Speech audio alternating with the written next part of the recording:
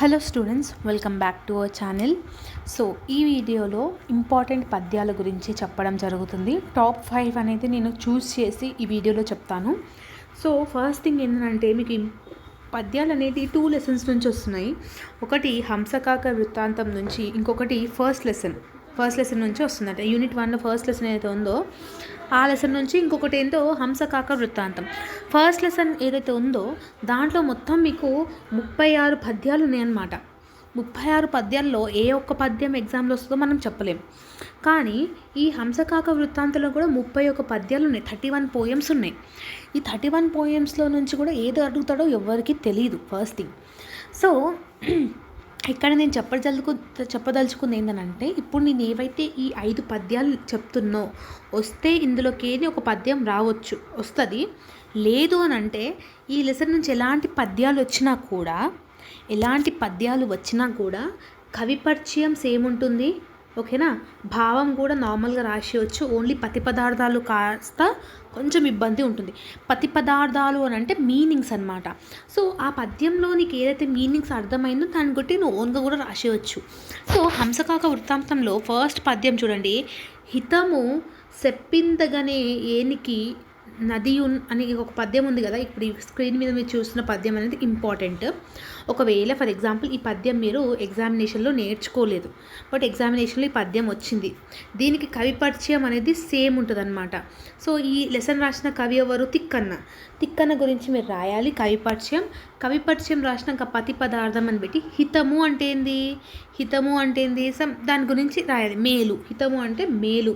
సెప్పిదగనే ఏనికి, సెప్పిదగనే అంటే చెప్పినా అని అర్థం. ఓకేనా? హితము మేలు చెప్పడానికి అన్నట్టు. నదియును అని అంటే నది. నెక్స్ట్ నీరదంబు గడింపుచుండు అని ఎగ్జామినేషన్ పాయింట్ ఆఫ్ వ్యూ నీకు ఏం అర్థమైతే అది రాయి. ఇప్పుడు నీరదంబు గడింపుచుండు అంటే నిరాధాన్ని తోలుతూ అని అర్థం.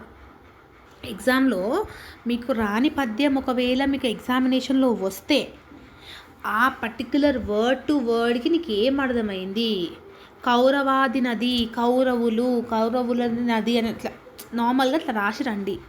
ఎందుకనంటే 31 పద్యాలలో ఏ ఒక్క పద్యం వస్తుందో అనేది ఇంపాసిబుల్ ప్రిడిక్ట్ చేయడానికి. పైగా అందులో మీరు ఫస్ట్ సెమిస్టర్ స్టూడెంట్స్, మీకే సిలబస్ చేంజ్ అయింది. ఇప్పుడు ప్రీవియస్ ఇయర్ క్వశ్చన్ పేపర్స్ చూద్దామన్నా కూడా సిలబస్ మొత్తం చేంజ్ అయింది కాబట్టి మనకేం అర్థం కాదు. సో పేపర్ అనేది ప్రిడిక్ట్ చేయలేరు ఎవరు ఈ ఒక్క సెమిస్టర్కి. నెక్స్ట్ ఇయర్ మీ జూనియర్స్కి ప్రిడిక్ట్ చేసేయచ్చు. సో అందుకనే అంటున్నాను, ఏవైతే పద్యాలు ఇప్పుడు నేను 5 చెప్తున్నో అవి 5 మీరు చదువుకోండి. ఇంకా వేరే ఏమైనా ఒకవేళ ఎగ్జామినేషన్ పాయింట్లో వస్తే అటెంప్ట్ చేయండి. మీకు ఎంతో అర్థమైతే అంతనే అటెంప్ట్ చేయండి. మీకు ఏం అర్థమైతే ఆ మీనింగ్ చదివితే ఏం అర్థమైతే అదే అటెంప్ట్ చేయండి. దాంట్లో ఫోర్స్ లేదు. అది తప్పైనా కరెక్ట్ అయినా ఏదో ఒకటైతే అటెంప్ట్ చేసి రండి. అర్థమైందా? సెకండ్ పద్యం చూడండి. ఇది తాత్పర్యం అంటే భావమమ్మ. సో ప్రతి ఒక్క కవి పరిచయం ఉండాలి, ప్రతి పదార్థం ఉండాలి, తాత్పర్యం భావం అనేది కంపల్సరీగా ఉండాలి. ఇది స్ట్రక్చర్ అనమాట, పోయం యొక్క స్ట్రక్చర్. పోయం వాళ్ళే ఇస్తారు, మనం ఇవి చేయాలి. పొడుగునకు నెగసి ఎప్పటి అనే ఒక పోయం నుంచి ఈ పోయం కూడా ఇంపార్టెంట్ అనమాట. ఇది ఒక పోయం కూడా మీరు చూసుకోనికి ట్రై చేయండి. సో ఎగ్జామినేషన్లో ఒకవేళ ఇది కూడా వచ్చిందనుకో, పొడవునకు అంటే ఏంది, నిలువుగా పైకి, ఎప్పటి అంటే ఎప్పుడు కూడా, నిగిడి పెలుచడం, ఉంచడం, ఇట్లా ఒక్కొక్క వర్డ్ టు వర్డ్ మీకు ఏం అర్థమైతే అది రాయండి. ఏది అర్థమైతే అది రాయండి. ఓకేనా? ఫోర్స్ఫుల్ ఏం లేదు.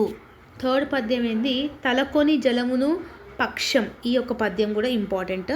సో దీన్ని కూడా మీరు ఒకసారి చూసుకోండి. ఓకేనా? నెక్స్ట్ పద్యం వచ్చేసి విరటుకును గోవులన్ మరల వేల్చి అని ఒక పద్యం ఉంటుంది. ఇది చాలా చాలా చాలా ఇంపార్టెంట్ పద్యం అమ్మ. ఇది కూడా ఒకసారి మీరు చూసుకోండి. మోస్ట్లీ ఇలాంటి టైప్ ఆఫ్ పద్యాలు అడుగుతాడు. సో దానికి మీరు కవి పరిచయం రాయాలి, ప్రతి పదార్థం రాయాలి, తాత్పర్యం రాయాలి. అండ్ లాస్ట్ పద్యం, 5th పద్యం ఏంటంటే సారథి దక్షుడై రథసికి సారము. ఈ లెసన్ అంటే ఈ పద్యం మీకు ఎలాగో లెసన్ తెలుసు కాబట్టి, హంసకాక వృత్తాంతం అంటే ఏంటో తెలుసు కాబట్టి ఆ పద్యంలో కొన్ని కొన్ని వర్డ్స్ లెసన్కి సంబంధించిన రాసినా కూడా మీకు ఈజీగా అర్థమవుతుంది. సో ఏ పద్యంకైనా కవి పరిచయం సేమ్ ఉంటుంది. తిక్కన గురించి రాయాల్సి ఉంటుంది కాబట్టి కవి పరిచయం సేమ్ ఏ పద్యం అయినా కూడా. ఈ పద్యం మీకు వస్తే 9th క్వశ్చన్ బీలో వస్తుంది అనమాట. 9th బీలో అంటే మీకు పద్యం ఒకవేళ 9thలో వచ్చిందనుకో, ఏ బీలో వస్తుంది కదా. ఏ ఏమో ఫస్ట్ చాప్టర్ నుంచి అడిగితే బి ఏమో హంసకాక వృత్తాంతం నుంచి అడుగుతాడు. సో బీలోనే మీకు ఈ పద్యాలన్నీ వస్తాయి అన్నమాట. So compare to the first యూనిట్తో కంపేర్ చేసుకుంటే ఈ పద్యాలన్నీ కొంచెం ఈజీగా ఉంటాయి, మన వాడుక భాషకు దగ్గరలో ఉంటాయి. కాబట్టి నేను ఈ పద్యాలు అనేది చూస్ చేసుకోవడం జరిగింది. ఓకేనా. ఇంకొకటి స్టింగ్ ఏంటంటే ఈ 5 పద్యాలు నేర్చుకుంటే వేరే డిఫరెంట్ పద్యం వచ్చినా కూడా మీరు దాన్ని అటెంప్ట్ చేయగలుగుతారు. అర్థమైందా? సో దట్స్ ఇట్ అమ్మ. మన ఛానల్లో ఆల్రెడీ ఎక్స్ప్లెనేషన్ వీడియోస్ పెడుతున్నాను. ఎక్స్ప్లెనేషన్ వీడియోస్ చూడండి. స్టిల్ ఏమైనా డౌట్ ఉంటే కూడా కమెంట్ సెక్షన్లో డెఫినెట్గా కమెంట్ అనేది చేయండి. All the very best. ఎక్కువ టెన్షన్ తీసుకోకండి. Telugu easy paper. మీకు రాకున్నా కూడా ఏదో ఒక సోది రాసినా కూడా మీరు ఈజీగా పాస్ అయిపోతారు. కానీ రాయడం ఇంపార్టెంట్. ఓకేనా. ఎక్స్ప్రెస్ చేస్తూ రాయడం, ఓన్గా రాయడం, బుక్లో ఉన్నది చదువుకోవడం అస్సలు కాదు. స్టోరీని ఓన్గా రాయడమే తెలుగు యొక్క సబ్జెక్ట్. ఓకేనా. సో ఇంకేమైనా డౌట్స్ ఉంటే కమెంట్ సెక్షన్లో కమెంట్ చేయండి. All the very best. See you all next video. Bye students.